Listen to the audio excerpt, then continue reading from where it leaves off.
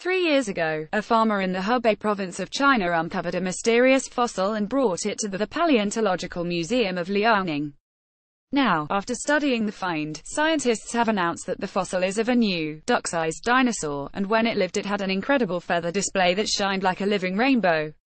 An international team of scientists studying the dinosaur, called Kyong-juji, made the discovery by analyzing tiny melanosomes, the part of the cells that contain pigment, in the fossil, which turned up dramatic evidence of the dinosaur's flamboyant plumage.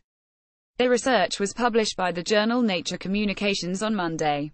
Keep up with this story and more by subscribing now. Kyong-juji had iridescent feathers on its head, chest and tail. Illustration by Velazar Simeonovsky. The Field Museum in Animals. Colors are determined by the shape of the melanosomes, as well as pigment.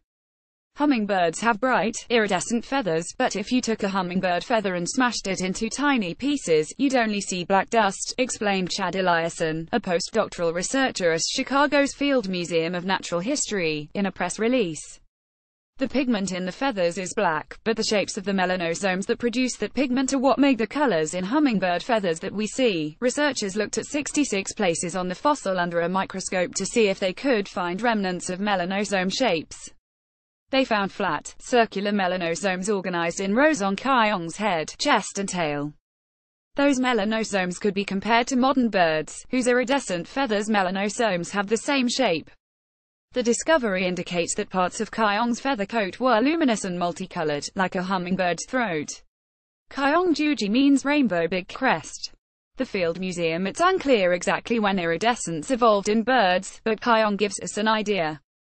This 161 million-year-old fossil is the oldest example of iridescence in a feathered dinosaur yet discovered.